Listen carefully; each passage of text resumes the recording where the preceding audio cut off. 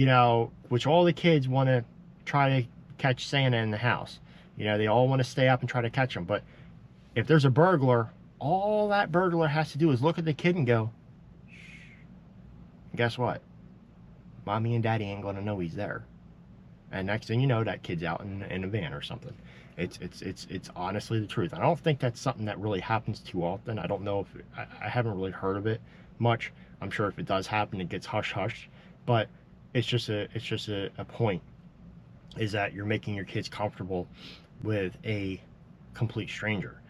And then, you know, we'll go to like that lustful part too, which is also weird, is that you have, especially the one song, but I know it's referred to a bunch of times, because a lot of things like to tease the idea of Santa and it being actually your dad. But you have the whole mother kissing Santa Claus song, and how the kid basically, and the end story of interpretation here, kid gets to come down the steps and think, wow, mommy's a whore, because she's sucking up on another man. And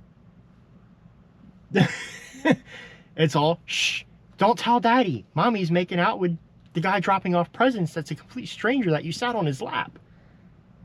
Like, is that not kind of another point here on, is that not weird? I mean, and kind of getting off the topic of Christmas a little bit, it's the same thing with Halloween and all these other holidays.